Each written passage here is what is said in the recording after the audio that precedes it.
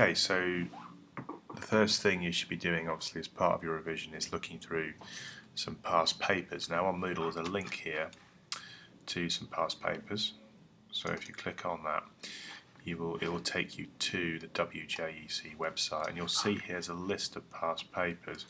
Obviously the ones you're looking for are FM4, FM2 is the AS paper.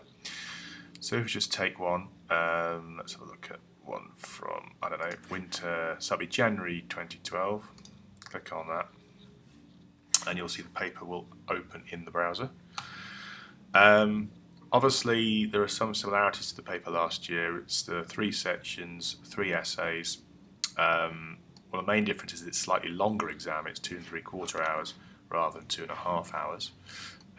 Instructions on the front of the paper, pretty straightforward. Obviously 3 questions, 1 from each section, so make sure you don't answer more than 1 question from the same section, and also don't make sure that you don't miss out a section.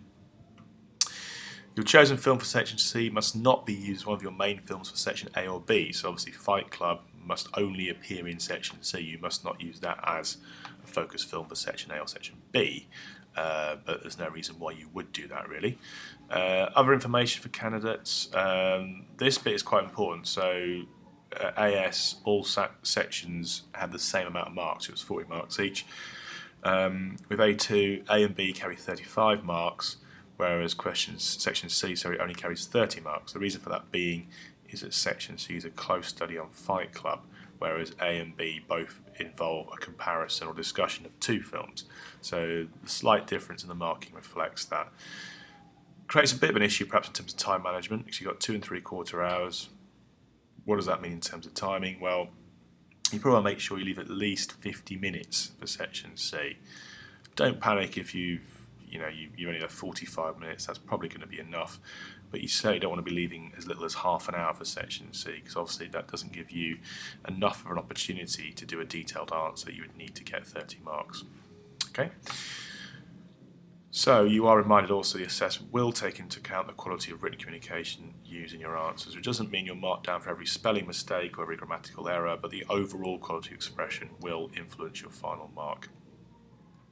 So if we look at section A, the first thing you'll navigate with section A is it does look quite complicated because there are lots of different sections. You've got world cinema topics as being the sort of broad area we're looking at for section A, but within that there are other subtopics, so it's very important you find the correct section. Basically you're looking for 5 or 6, which is this topic here, specialist study, urban stories, power, poverty and conflict. Make sure whatever question you're answering is within that section, but basically it will be question 5 or question 6. Okay? So you have a choice of 2 questions. Both questions are worth 35 marks. With section A, there tends to be 2 different types of question. So one question will focus on the sort of broader kind of what we call macro issues to do with narrative and to do with social context and representations, where the other question will focus on the more sort of micro elements of sort of film 4 and style and film techniques. Now it might not always be that one is question 5 is one or question 6, but it's quite clear from the way it's worded. So for this question, compare the different ways in which conflict between the poor and the powerful are represented in the films you've studied for this topic. This is a broader question which is asking you to engage specifically with the worlds that are represented in the 2 films that we've studied. So City of God and La Haine, obviously you're focusing on the sort of social context of Brazil in the 1960s and 70s for City of God, and you're focusing on the social context of La Haine, Paris, France in the mid-1990s. This question is more specific to the film, so it's focusing on kind of what we call micro elements, film form, so editing, sound, mise en scène, cinematography, those kind of things. This question specifically focuses on how significant is editing and or sound in contributing to the power of narrative in the films you've studied for this topic. So it doesn't mean you'll just be ignoring all the sort of social context stuff. You'll still probably bring that into your answer, looking at issues to do with poverty and crime and racism in terms of where the films are set and when they're set, but the focus is more on the particular style of the 2 films. Now don't panic at this kind of question where it says, oh, editing and or sound. You think, okay, I haven't got much to say about editing and or sound, I want to focus more on cinematography. it says how significant is editing and or sound. So in theory, you could say, well, editing isn't that important. I think other elements are more important. Also bear in mind it says and or in this question, so you could consider both or just one of them in terms of their significance. Okay, so always read the question carefully. We'll come back to section A in a minute. Let's look at section B now. So here we go straight down to this section, popular film and emotional response. Again, a choice of 2 questions. They're not really clear cut in terms of type of question, but obviously again read the question carefully. You've got one here. This is one that certainly my students did for a pre-mock earlier this year. How far do students respond to the emotional content of films in the way that filmmakers intended? How important is the soundtrack in influencing the spectator's emotional response to a film? So the elements you're looking at are how emotional content or emotional response is generated, and the main focus there is really on film form. So again, camera editing, sound, mise-en-scène, but also how we are positioned by the narrative, so reflecting on the ideas of Stuart Hall, preferred readings, negotiated readings, oppositional readings, that might come into your answer, and also the ideas of Greg Smith on emotional cues and emotional markers and how they heighten emotional response in the text. And again, that could be something like a prop or a particular camera angle, use of music, any element of film form. And also Murray Smith on the sort of narrative side, who talked about allegiance and how allegiance to a character or a set of characters in a film can affect our emotional response. In other words, who we're kind of rooting for in the context of the narrative. Okay, so those sort of things you'll be bringing for section B. And section C, which is the single film close critical study. Obviously, you've looked at Fight Club for that. With section C, don't forget you've got a choice of 3 questions. So 17 or 18 are the 2 generic questions. So they can be applied to any of the films on this list. Question 17 is the question which asks you to consider how valuable, how important, or how significant, or how useful a specific critical approach or framework or aspect of your film studies learning, depending on how the question is worded, has been in your response to your chosen film, or in terms of your study of your chosen film. What you can do here is bring in the critical approach you used for your research project and evaluate how important it is and how useful it is to your chosen film. So your teacher will have had a discussion with you about how you could perhaps bring in a critical approach, whether it be auteur or looking in terms of gender, particularly feminist film theory, for example, or looking from an institutional perspective, or looking from a genre perspective, and basically applying that theory to Fight Club and considering its usefulness. It is perhaps a more demanding question, but it is worth doing, particularly if you enjoyed your research project and did a lot of work there and you want to kind of make use of the work you did in terms of looking at particular critical theory. Question 18, the second generic question, tends to focus on the film's critical response, how it was received by critics on its release, what were some of the controversies and debates surrounding the film on its release. And obviously Fight Club works really well for that question because it did really divide opinion, and critics' view of the film has changed since it was released in the late 90s. And also you can relate it to your own response to the film, which is really good. So you can actually directly bring in your own thoughts and ideas about the film's themes and representations. So that's always quite a good one to do. And the question is basically, more or less, if you look through the past papers, always asking the same kind of thing, although the wording is slightly different. Then you've got the kind of wildcard question, which is the specific question. So remember, you've got a choice of 3, so it's 17, 18, or 26. So question 26 always mention the name of the film. Okay, so Fight Club will be mentioned. It's obviously more specific to Fight Club. The question isn't one that could be applied to other films in the list. For this question, look at it, think about it, and if you fancy it, go for it. It is a bit of a wild card. It's less predictable than the other 2 questions. But it is a question that might appeal to you, particularly if it focuses upon an area of Fight Club that you're really interested in and you can really engage with. So for this question, obviously, there's a focus on masculinity, for example. If that's a particular area in terms of the film that interests you, obviously, then go for it. Okay, so look, what you should do as part of your revision, obvious point, is look through past papers, look through all the past papers on there, think about how you'd approach the question, plan out some answers to those questions.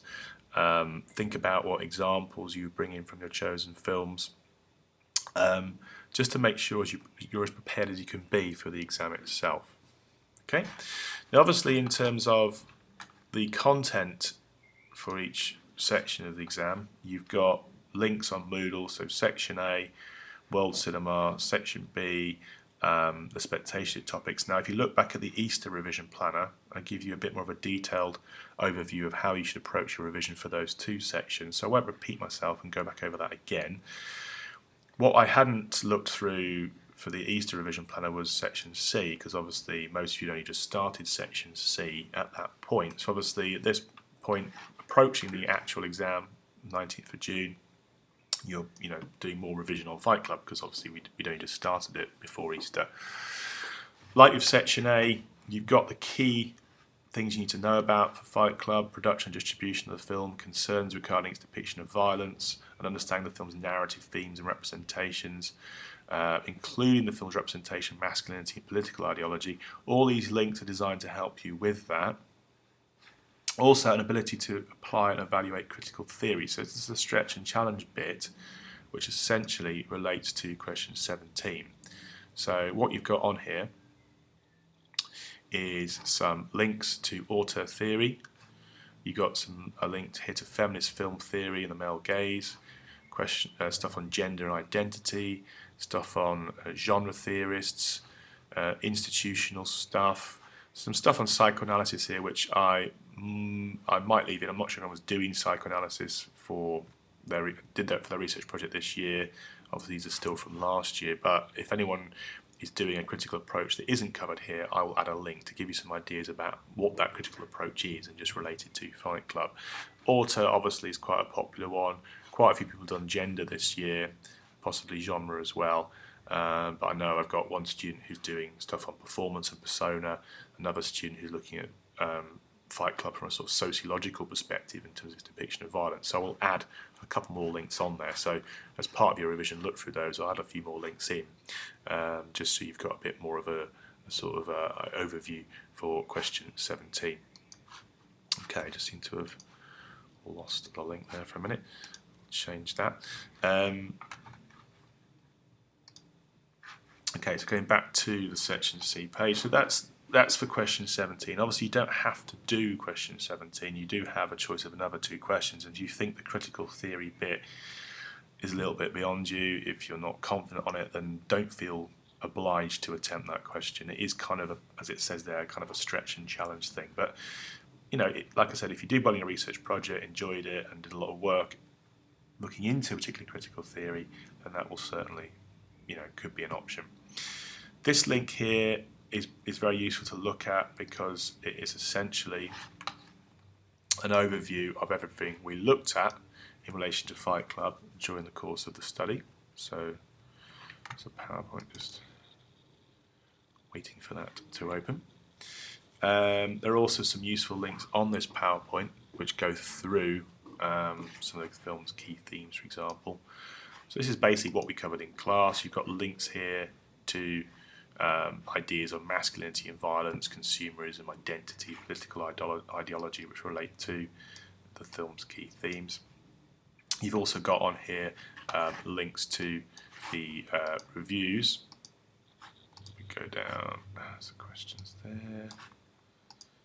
Here we go. So if you're doing question 18, the one about critical response, obviously you can see the quote here: "Many loved and hated in equal measure," which kind of sums up how Fight Club was viewed at the time. You've got the very negative review from Alexander Walker as a link to that there. The kind of 2 out of 5 star review from Roger Ebert, and the more enthusiastic review from Janet Maslin. So if you're doing question 18, you will be expected to relate your discussion to those specific reviews. Okay, and also broad awareness would be useful in terms of how the critical reception of the film has improved since and why that is. Generally speaking, it's considered to be a film that does reward repeated viewings, whereas on initial viewing, because it is quite ambiguous, it is quite complex, audiences and critics perhaps struggle to actually kind of get to grips with what this film was actually trying to say, if it was trying to say anything. Okay. Obviously, you've got a link to the film itself. Key scenes are chaptered. So if you log in on, I won't do it now because it might take a while. If you log in on eStream, you'll see key chapters identified, and also it will indicate in the notes how those particular scenes relate to the film's key themes. So again, that should hopefully help you in terms of your revision.